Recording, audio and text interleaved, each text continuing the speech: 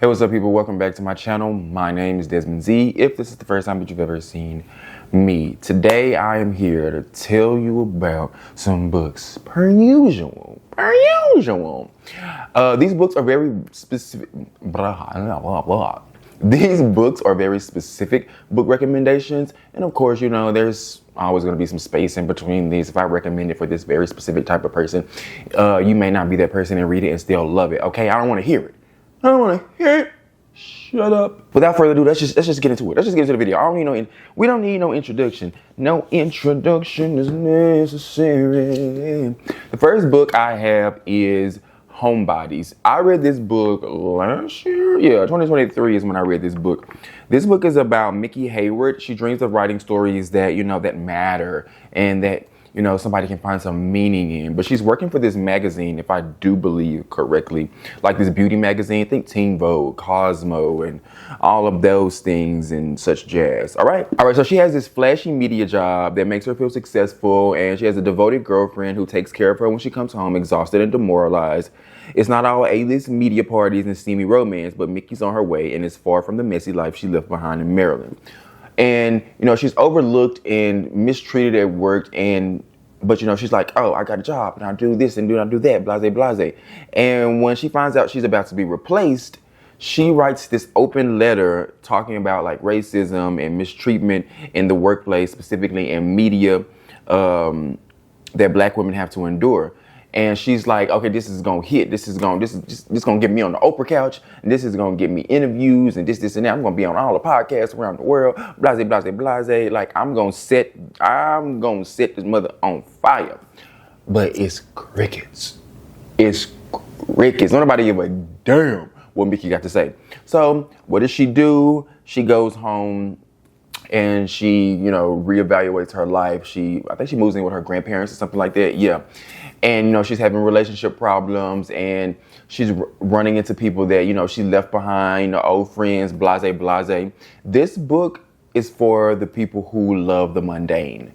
This book deals with the everyday problems, even though at a glance, if you're just looking at the surface, this feels like a big story. This feels like, a flashy media job in Hollywood, and we're going to be dealing with all sorts of drama and just high stakes, all that. We really don't. Because once she goes home, all of that sort of like disappears, like slight spoiler, but not really, because it tells you right here that in the synopsis that, homegirl goes home. She goes home. All of that sort of like disappears. And we just deal with the everyday life of her being upset that, things didn't work out at work. Her being upset that she, has all these doubts about herself and all of these things. But I didn't dislike this book. It just wasn't really for me specifically because I don't really like the mundane. Every now and then I'll read a book and for some reason like, oh, this is doing it for me. I don't know why, but for some reason this one just didn't, but I didn't dislike it. I can still see the good in this book. So yeah, this is for the people who like the mundane. This is for the people who like the everyday. We just sitting and we wallow and self-pity, and it's really not a lot going on.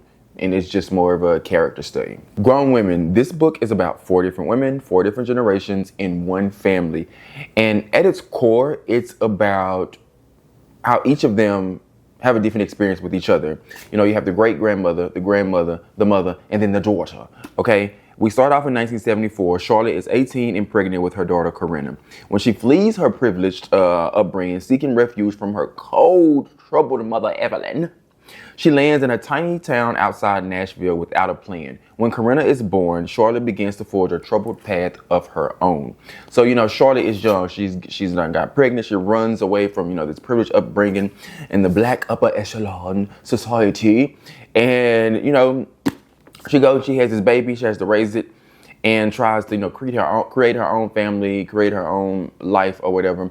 And because of her troubled past with her mother, she is not the best mother to Corinna, and they butt heads. And then Corinna gets pregnant and she has a child. And because of her issues with her mother, because her mother had issues with her mother, she has issues with her daughter.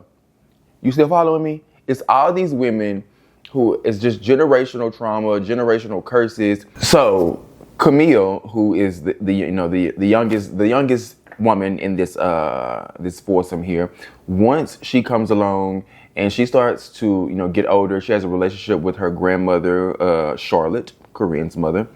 They develop this relationship, and it's much better than the relationship that Charlotte had with Corinne, and it's much better than the relationship Camille has with Charlotte.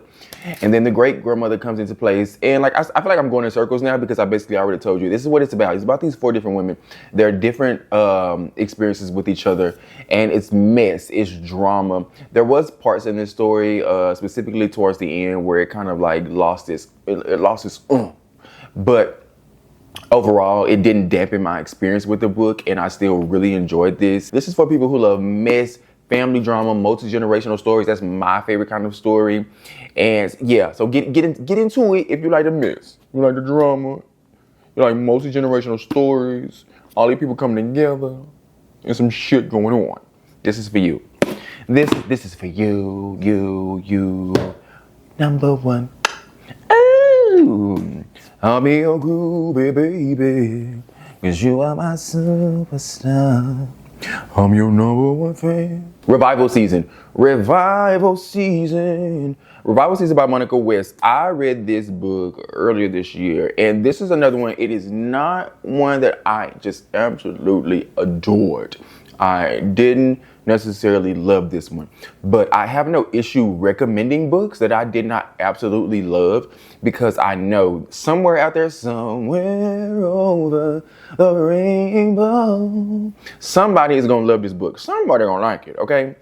And this book is about a young girl. She is the daughter of one of the South's most famous Baptist preachers, and every summer they go and do these church revivals, right? And they travel around from town to town or whatever. And her father is like, laying hands on people. And he's like, I got the power. I can heal you. Get up, brother, and walk. And so one day, what happens? Hold on. One day, Miriam and her family pack themselves in their tight old minivan. After a service that tests Reverend Horton's healing powers like never before, Miriam witnesses a shocking act of violence that shakes her belief in everything she's known to be true. I don't even remember what that was. I'm not gonna lie to you. I cannot tell a lie, okay? I do not remember what that act of violence was. Have no clue. But I do remember hitting the 50% of this mark, and suddenly I was like, oh, that done shook some shit up. I'm actually enjoying this. But it was that first half where I was just like, man, I should have got this shit up out of here a long time ago. I don't know why I didn't. But that last half, I do remember that part. I do remember actually really enjoying the last half of the book. This is for your auntie. This is for your church auntie who should have left that no good, low down, dirty dog ass man a long time ago. Give it to her. Give it to her this Christmas. Give this to her. Give this to her, because she should have left his ass a long time ago. Every time he comes to the functions, y'all look him upside his head, because y'all know he ain't no good. Y'all know he low down. He run around telling lies, spinning tales, and just even the youngest member of the family, even the 5-year-old, sitting at the table over there, got mashed potatoes all on the floor under a chair. No, something ain't right with that motherfucker. No, something ain't right. Because the dad in this book is not a good man, okay? Is not a good man. And then you got the mama who is just stuck, and she needs to protect her children, but she's also with this no good, low down, dirty dog ass man. And he's holding on and hiding behind religion. And that's another reason why a lot of people dislike, organized religion, is because we have the figureheads representing, this organization, horrible people, instead of at its core what it's truly about. You feel me? Oh, it's church up in here now. It's church up in here. So yeah, that's what this is for. That's what give this to your auntie. And tell her read this book. And tell her she don't want to end. She don't want her story to be like this. Going Zero. This book, 2 hours to vanish. 10 Americans have been carefully selected to beta test a groundbreaking piece of spyware. Okay, so it's pioneered by this tech superstar, Cy Baxter, in collaboration with the CIA. Fusion can track anyone on Earth, but does it work? So you have one chance to escape. Each participant is given 2 hours to go zero, to go off grid and disappear, and then for 30 days they have to elude, this technology. And these people, they use so many different things about you, social media presence and your job, your interest, and all of these different family, friends, and connections that they can find about you. And this is for people who love, like, conspiracy theorists, people who, they don't trust the government. I mean, none of us really should, but people who, like, have this strong fear of the government, and just, they all, every time you talk to them, every time y'all link up, they got some crazy ass theory, some crazy ass story, or maybe y'all just sitting and just chatting. You eating the food, it's good. You at the lunch table, you at the motherfucking brunch table or something, and then out of nowhere they be like, you know what? What if these noodles were put here in this bowl to distract us from the fact that this soda isn't bubbling as much as it should be because the carbonation has been lowered. Like that is who this book is for. And I enjoyed it as well. I'm not really that type of person. Like, there are some things I believe. Okay. I actually did enjoy this book. I did. And our last book, this is the last song. The Selfless Act of Breathing. This book is about a man who is basically done with life. He's done. He's over it. He's struggling. He's struggling mentally, emotionally. He tired. And I feel you, brother. At this point, I feel you, brother. I feel it. If nobody else don't feel you, brother, I feel you, okay? The Selfless Act of Breathing is about a man who decides he's gonna take all the money out of his bank account. And once he's done spending that money, lights out. Lights out. He said, if life don't take me out, I'm gonna take myself out, okay? It's a heartbreaking lyrical story for all of those who fantasize about escaping their daily lives and starting over. Michael Kabongo is a British Congolese teacher living in London on the border of two identities. On paper, he seems to have it all. He's beloved by his students, popular with the co-workers, and the pride and joy of a mother who immigrated from Congo to the UK in search of a better life. But behind closed doors, he's been struggling to transcend the violence and brutality that marginalize young black men around the world. So he's thrown into a tailspin after he suffers, a devastating loss. And he's like, you know what? I'm done. I'm fucking done. I'm done. I'm over it. Okay. So he packing up his shit. He getting his money. He gonna travel the world. He ends up in Los Angeles. He goes to Texas.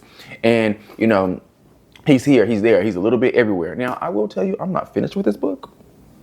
I do have, a little more. I know I have a little more way to go, but I can still tell you, like, at this point, I've gotten it. I'm picking up what he's putting down. This is for the ones who you love a good story about someone. They just want to escape. They want to start over. They need something fresh. We just got to drop all this shit and we got to go, because sometimes life can be too much. Most times life can be too much. Is my camera not focusing? It can be too much. And I love a story. I love a story about somebody just taking the reins and saying, you know what? She got to change. Some got to shake, okay? Some got to shake, because this ain't it. And I think that is, like, I'm about to get a little cliche. I'm about to get a little corny. When people start over, they drop everything, and they know that, this is not the life I want. And I only get one. So something has to change. Maybe it don't work out. Maybe it does not work out, this thing I'm about to do, but I have to try. I have to give it a go, and you got me. Anytime you got me. Now, I may not stick around, because sometimes the story don't be good, but I promise you give me that, you got me. I'm gonna at least give it a go. I'm gonna at least try the story, because that is it's just because it's so true. It's so true. You only get one. And you got to do the best you can. And you got to make it worthwhile. Okay? Like, so that is, if you felt anything from that, this is for you. Okay, this is for you. And maybe you're like me. Maybe you pick it up and you be like, I don't know. I ain't really behind it. Sometimes, like I said, sometimes it don't work out. Sometimes the story don't match the message. Sometimes, it's like, oh, I understand what you're saying, but I don't like the delivery of it all. I need somebody else to tell the story because you're not doing it for me. Okay, maybe that happens. Okay, put it down and move on. But still, give it a go if that's the type of thing you enjoy. Okay, and that's it. those are the books that I have for you in today's video. The Selfless Act of Breathing is the only one that I have not completely finished. And even the ones that I said I didn't fully enjoy this, like I said, I know there's always someone out there that can find the beauty in a story. Okay? And that's it. Thank you so much for watching. Give the video a thumbs up if you enjoyed it. Subscribe if you're not subscribed. I'll see you in my next one. Thank you for watching.